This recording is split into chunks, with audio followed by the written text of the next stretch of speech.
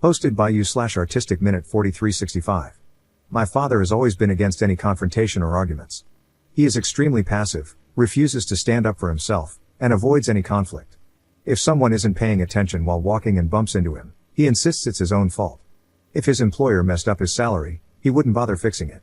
If a mechanic didn't properly repair his car, he would just accept it as is. This unfortunately resulted in a tumultuous childhood with my insanely narcissistic mother. She controlled his every move. She got him to quit his job and become a stay-at-home dad. She had him do every chore. She insulted him at every step. She cheated on him relentlessly and even brought affair partners into our home. She enjoyed making his life miserable every day, and he never questioned it. My extended family, God bless them, were there for me as much as they could be. They tried for years to make my father leave, but he never budged. When she directed her anger at me, in the form of screaming, insulting, or general demeaning, my father never once found the guts to stand up for me or support me. When I was a kid, if I cried to my dad about something my mom did or said to me, he would sweep it under the rug or insist I forget about it. He would even try to justify it. As I grew older, it really set in for me how messed up this was. My mother gladly kicked me out of the house when I was 18, and my father just sat there looking sullen. He didn't say a damn thing. I joined the Air Force almost immediately and got stationed on the other side of the country. The dynamic was awful, and I could have easily gone down the incel route if not for therapy and the amazing people I met along the way. It took years for me to get into a better mental space. I was filled with hatred. My mother left my father 2 years after I got stationed and utterly destroyed him in the divorce. She was unalived a year later in a DUI with one of her affair partners. I took a lot of joy in hearing that it took her hours to unalive, and that's when I knew I really needed help to process things. I'm almost 30 now, have a girlfriend who is perhaps the best thing to ever happen in my life, and she fully understands the situation with my family. I have learned not to allow myself to be consumed with anger and resentment by my past, or so I thought, and instead put that energy toward my future. I have been extraordinarily low contact, nearly no contact, with my father since I left. As much as I try, I cannot make that connection with him. I recently went to a family reunion and brought my girlfriend with me. My father was there since it was his side of the family. They have many issues with him, but he's family, so whatever, I guess. I made sure to avoid him. I was chatting with my uncles when I heard my father talking in the background. He was discussing how a co-worker of his was going through a divorce after discovering his wife was having an affair and was positioned to have a very favorable outcome. My father remarked that his co-worker should work to forgive his wife and, in his own words, set a good example for unity and forgiveness, and how he believed he had set a great example for me in that regard. I swear it was like a switch went off in my head, and I was mentally back to being that rage-filled 18-year-old. All these years, and he never learned a damn thing. I turned to him and asked if he was effing serious. He looked at me and started to stutter. I know the next minute was pure word vomit, and I can't relay it perfectly, but to sum it up, I shouted that he was a pathetic father, a pathetic man, that his family all knows he's a disgrace of a human being who would rather let his son be treated like crap than defend him because he's an effing coward. No one would ever see him as an example to live by, his wife would rather sleep with half the neighborhood than even touch him, and he should never ever believe anyone respects him. I began to derail and ramble between my shouting, and my girlfriend quickly took me out and drove me home. It was insane how quickly being away from him made me feel better. She just held me when we got back and told me it was okay. Again, she's the best thing to ever happen to me. I was ashamed of how I lost it and am now going to resume therapy, that's a given. However, I'm glad I finally unloaded what always needed to be said onto him. Extended family is pretty mixed in their reactions. His brothers, my uncles, said it was time for him to hear it from me. My grandparents are pissed that I did it in front of the entire extended family, with some saying I should have done it behind closed doors instead of in front of everyone. Commenter. All I can say, based on your post and this interaction, is that your anger is deeply misguided. You're failing to recognize the truly horrifying thing. You're behaving like the very mother you should actually hate. Ops response. Oh, trust me, I fully hate her as well, but she's gone, and there's no use holding a grudge against a dead person.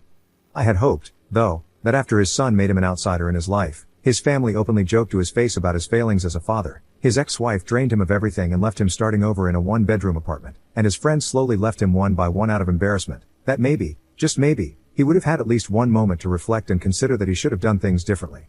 Update 2 days later. Thanks for the advice and recommendations, even among some of the responses calling me the jerk. However, some of them needed to be addressed because they were either hilarious or cringeworthy. Some of the responses were very angry, and they confused me at first, until I saw their comments further down or checked their profiles and saw rants about double standards or complete non-sequitur ramblings about women. So yeah, not helpful advice, but they served as great dark reflections of how I could have turned out if not for the support in my life. Some attempted to portray my dad as a humble, kind, caring, sensitive old man, and made it seem like I was just being a big bully. This was a good insight into how enablers of abuse get away with so much in today's world, because so many people forget that they are part of the abuse themselves. Others tried to mentally dissect me or have a gotcha moment to pull apart my story. That was generally asinine, and I had to step away from those before they asked for my cranial measurements or something. So, it was pretty much the next morning when I realized I needed to address the events of the night before. I first spoke to my girlfriend and gave a sincere apology for having her see me like that. She reassured me that nothing was wrong. She's known me for years, has always known me to be level-headed, and understands why I snapped. She has her own history of dealing with narcissistic families, so she absolutely understands the dynamic. She only really suggested that it would be best to work on spending time around my extended family since my father will always be there. I told her not to worry, that I would immediately talk to them afterward to figure that out. So, that part's fine. I may have looked kind of like a jerk in front of her, but I'm making sure that doesn't happen again. I also informed her of my intentions to resume therapy to keep myself steady, which she was happy to hear. I called my grandparents and sincerely apologized for putting such a sore dent in their family reunion. I told them it wasn't appropriate, and while it felt good to say those things to him, it should have been done privately, not in front of everyone. I also explained that going forward, as much as I love spending time with them, since the family always gathers as one group, which includes my father, I need to distance myself occasionally until I feel comfortable being around him again. I reassured them that I'm not, nor would I ever, establish an ultimatum or make demands of them. Either way, I just need to step back for now. I guess during my apology and explanation, I was kind of going on a tangent because my grandfather interrupted me to tell me to calm down. He explained that after I left, people started to separate or slowly leave, and eventually, they were able to talk to my father one-on-one. Apparently, seeing me freak out led to my grandmother having a mini freak out of her own when she spoke to my father, which resulted in her kicking him out. While I have a great relationship with both of my grandparents, my grandmother has always been extra protective of me, so seeing me that way must have set off a fire in her. My grandfather then said that it's become a bit of an open family secret that my father is failing. His brothers taunt him about it, and they generally don't have a great relationship with him, while for my grandparents, it's always been uneasy. But seeing me the other day and how much it still affects me has really clicked for a lot of people that the situation was truly bad. They began to apologize, saying they were sorry if they didn't do enough, to which I very adamantly responded that they did more than anyone could have expected. It got very emotional for a minute, but it culminated in them telling me that they've decided to distance themselves from my father for the time being. They've given him the ultimatum that unless he does some deep introspection and regularly goes to therapy, that distance may become permanent. My extended family, I've been told, are going to try and reach out or call, but I asked my grandparents to relay to them that it's not necessary, and that I'm fine and sorry for ruining the day. Once again, they told me I shouldn't apologize for being hurt. Since then, a few extended family members have sent some messages, with the general consensus being that it's okay, though some older members are complaining about my lack of respect toward my father. And finally, I texted my father, hoping to meet at a local coffee shop for a final talk. When I met him, he didn't look good. I think his parents tearing into him finally got the message through. I had so many things I could have said, but instead, I asked him first if his coworker took the advice he gave him well. He just said that neither the coworker nor several others interact with him anymore. I then asked if he truly, 100% believes that everything he did for me as a child was for my benefit. He didn't really say anything. Finally, I asked if he has any regrets about how I was treated as a child and whether he thinks he did anything wrong. He looked utterly defeated and mumbled that he could have done more. I could have poked and prodded or gone on another rant, but instead, I told him this should be goodbye, and I hope he gets the help he needs. I think finally unloading my frustrations was what I needed to be able to move on and find peace. I absolutely need to stay on track with therapy and admit that a public outburst wasn't okay, but I think I'll be fine now. Second update 3 weeks later. Things have progressed over the last couple of weeks, and I now have broader context about my family. Long story short, a lot was hidden from me. My father was an absolute D-bag to his family, and that's why they treat him the way they do. I received a lot of feedback, and one thing that stood out was people questioning whether my extended family could have contributed to the abuse, which could explain why my father was so feeble. Since I've been trying to work on my relationship with my family, I figured it was time to ask the hard questions before going further. I met with my dad's brothers, who invited me out to a popular lunch spot. For context and clarity, Dale is the oldest brother, he is married and has a daughter and a son. My father is the second oldest, self-explanatory. John is the second youngest, also married with a son, and Bill is the youngest, married with 3 daughters. So, we met up, and I ripped the band-aid off by asking about my father growing up, what he was like beyond the basics I knew, and what's really going on with their relationship. Dale sighed and basically summed up that, besides what I already know, there's a lot of backstory I'm unfamiliar with that they never shared because it was never the right time or place. What I've always known is that my father was fairly normal when he was young. He was a little shy but fantastic academically, played sports occasionally, and had a close-knit relationship with his brothers. However, everything started going downhill when he met my mom during his junior year of high school. What I didn't know was that my father was a guiding figure for his two younger brothers and was generally seen as one of the nicest people, with a bright future ahead of him. My grandparents adored him, and he even became a bit of a golden child, but no one minded because of how well he treated everyone. The reason his family doesn't respect him now is due to how his behavior changed once my mother became attached to him. It started out simply. My mother acted rude and distant toward the family.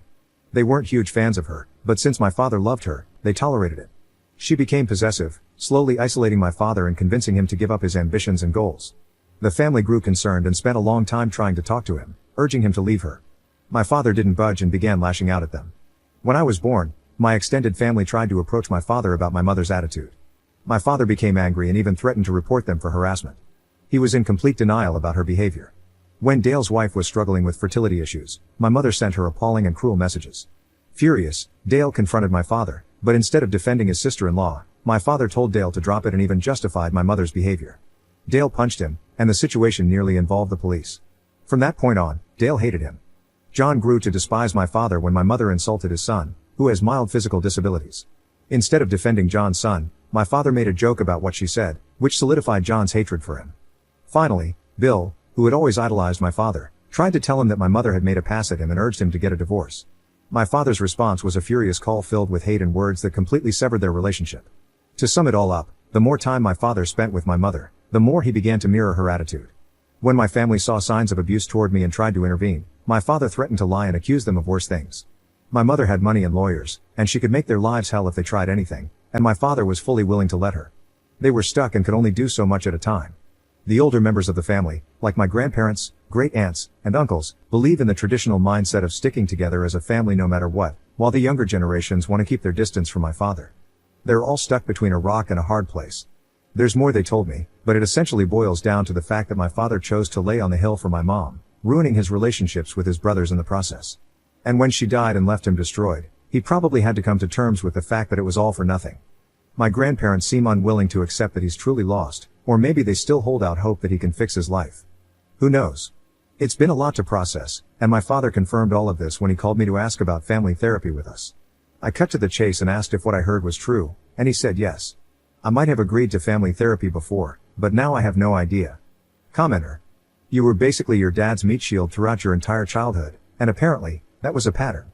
Turns out, the man threw his own siblings under the bus as well. And now the idea is family therapy. If something is so deeply ingrained that he's willing to throw his child and siblings to the wolves just to maintain his own illusion, then I really don't think let's work on our relationship is the way forward. If anything, if I were you, I'd be very wary that this is just his latest attempt to let others take the heat while he stays out of the spotlight, pretending to be the good guy.